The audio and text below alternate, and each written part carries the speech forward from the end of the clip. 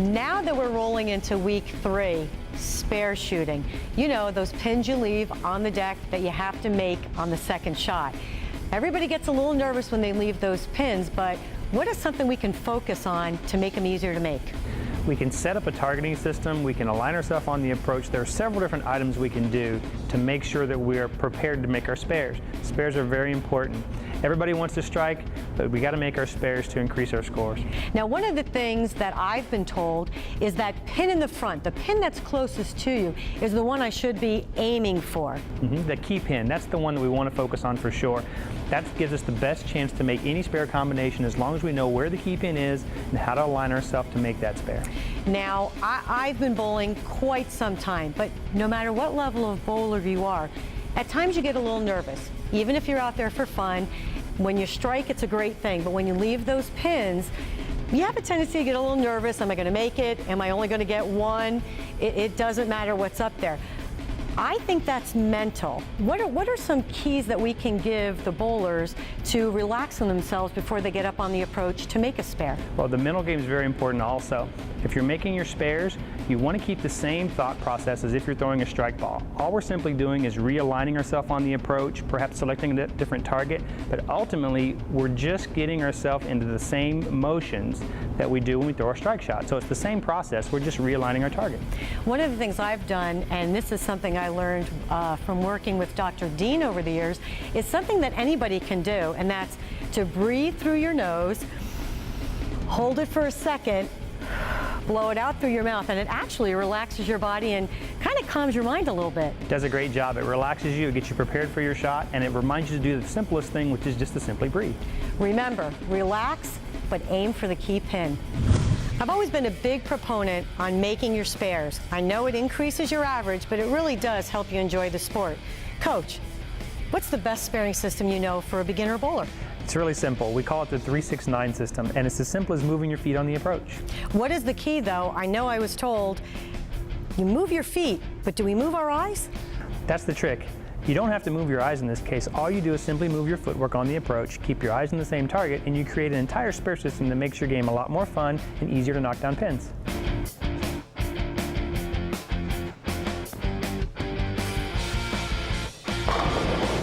Teresa's lined up for a strike shot. She has her feet on 24th board, and she's aiming at the 10 board on the lane. As you can see, she's left a 2-pin, and the 3-6-9 system tells us she should move 3 boards to her right and now stand on the 21 board, keeping the same target, the 10 board on the lane, to convert her 2-pin spare.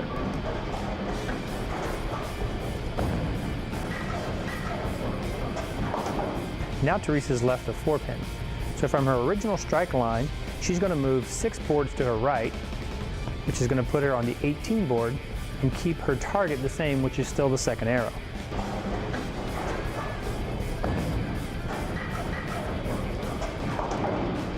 Now Teresa's left the 7-pin.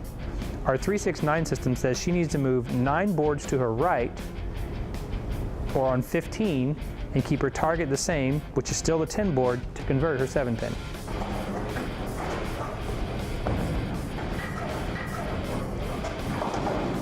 Now Teresa's left the 2-4-5. This is a multiple pin spare, and because it is, we need to identify the key pin, or the pin that is closest to the bowler, in this case the 2-pin, as the one we move to make our spare. So in moving for the 2-pin, Teresa's going to move 3 boards to her right, which is going to be the 21 board, keeping her target the same, which is still going to be 10, and execute her shot as if she's shooting just the 2-pin. We only talked about the spares on the left side of the lane, but for the 3-pin, the 6-pin, and the 10-pin, basically it's the same. It's exactly the same system. All you're going to do instead of moving to the right for the left side spares is you're simply going to move now to the left-hand side of the approach for your right-hand side spares, using the same 3, 6, and 9 board adjustments. So see, spare shooting really is simple. We just make it a lot tougher, and we make it tough on ourselves. Let's keep it simple. That way it's easy to knock down more pins.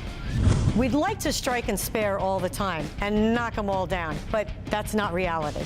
So if we leave the dreaded split, like the 3-10, where there's a pin missing in the middle and they're kind of spread apart, what do we do? Well, in the case of the 3-10, since we had that space in the middle and we're trying to convert the split, we're going to use that space as our key pin position. So in the case of the 310, the 6th pin is missing.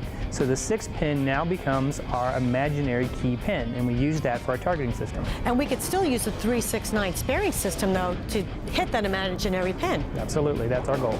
Well, now, sometimes we may leave those big splits. You know, the ones where there are pins on the left side of the lane, pins on the right side, like the 4-7-10. What are the keys to making that spare? Well, that's a difficult one. It takes a lot of practice to get used to even getting close to making that one. In the case of the 4-7 and the 10, we want our ball to go to the left side of the 4 pin and just graze enough of it to shoot it over toward the 10. So it's a really challenging shot. You're going to cover a lot more of the 7 pin on that spare, but you're really just trying to nick that 4 pin a little bit and send it over to the 10 to make that conversion. So the key for that one too, though, is that 4 pin is in front of that 7 pin, which is the key pin. So we still really aim for that key pin, maybe just to the left of it, and hopefully slide it over. Exactly, still using the key pin system. As you've learned, targeting is a personal preference. It's what's comfortable for you as the bowler. Teresa's going to use visual alignment. She's left the 7 pin. She's going to move way right on the approach, and she is going to draw an imaginary straight line from the pin straight through her target to her right shoulder. This is going to give her a good straight line to make that spare, and she's going to roll the ball off her hand like she naturally does. To shoot the 10 pin, Teresa is going to move way left on the approach. She's still going to do the same thing with the invisible line from the pin straight through her target to her right shoulder to create that straight line. What she's also going to do, because she's a little bit more of an advanced player, is she's going to break her wrist back a little bit and flatten out the ball so it doesn't hook as much. This is something you can try when you're practicing. All right, Coach, I'm getting ready to get out there. I got the ball in my hand. Getting ready for that first shot. How do I hold this bowling ball? Well, we've got one of the heaviest pieces of equipment in sports. So in holding the bowling ball, we want to make sure that we keep just a firm wrist. We don't want to feel like it's too broken. We don't want to be too strong with it. We want it firm and nice and flat and even so that we've got a good release. Okay, so as usual, I miss my target and I have pins standing. Does my wrist change, or the way I hold that ball, does it change to shoot at that spare? Absolutely. Anytime we're shooting a spare shot, we'd like to see the trajectory of the ball go straighter down the lane. And in doing so, the easiest way for us to do that in our approach is to simply break back the wrist, or actually bend the wrist slightly back in our approach, in our stance, in our setup. So break the wrist when you're shooting those spare shots. Keep it nice and firm when you're throwing that first ball strike. So once again, you're giving me 2 easy tips that I got to keep in the back of my mind to make this game easy. Depending on what hand you bowl with, you do have an opposite arm. We need to figure out what that opposite arm is all about. What do we use the opposite arm for? It's got a lot of function when it comes to the bowling game. For example, in the setup, when you get ready to start, it's important to help balance the bowling ball in your stance. So once you've got your bowling hand in the ball, the opposite arm is going to be there to help balance the ball, to take the weight and a little bit of that so that you've got a balanced stance and a good start position. The other thing it does throughout the approach is it actually balances the arm swing and balances the rest of the body. So it's real important from the time you start and you get the ball into the swing all the way through to the finish line that you keep the opposite arm balancing the rest of the swing. So basically, our shoulders help us get lined up to our target, and with our shoulders being able to move, that balance arm does come into play with that too. Absolutely, it's really important. The position of the opposite arm will redirect or guide the shoulder position, which will change your alignment when you're getting set up for your shot. So you want to make sure that you're aware of where the opposite arm is going to be, how it's going to affect your shoulder alignment, and how that's going to affect your overall targeting when you're aiming for whatever your target's going to be. Coach, the bowlers are getting a lot of information week after week. Are there things that they can do while they're at home, not on the lanes, to help them with the game of bowling? There are plenty of drills. Like any other sport, there's tons of things you can take off the approach, go home with and practice, and improve your game and your score when you get on the approaches. Let's see what Coach Stephen and Teresa have in store for us this week. Let's take a look at a drill that'll help with our arm swing. We're going to start with our balance, and we're just going to stagger our foot, our ball side foot slightly behind our non-ball side foot. We've got the ball balanced in our hands, ready to go. And all we're going to do is simply swing the ball out, down, and then back up into position. Once again, maintaining balance with our arm swing direction Make sure that we've got an opposite arm out here for balance too. This is a great drill to get the arm swing in line. Another drill we can take a look at is simply getting the ball and the foot to start at the same time. This is easy to do if you're at home, perhaps in front of a mirror, but we'll want to make sure that we get the bowling ball and the ball side foot to both start out at the same time. They both go out together, they come back together. This is an easy drill to repeat, and it's a great way to learn how to get your stance and your start to match up. Even when we're at home, we can practice our 4-step approach. We just need to find enough space to take 4 steps and a half a step for the slide. Make that our reference, and now we're going to set up into our start position.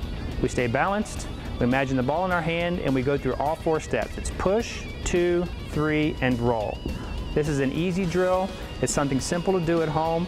It's easy to repeat and makes the game a lot simpler when it comes to getting on the approach and repeating your balance, repeating your technique.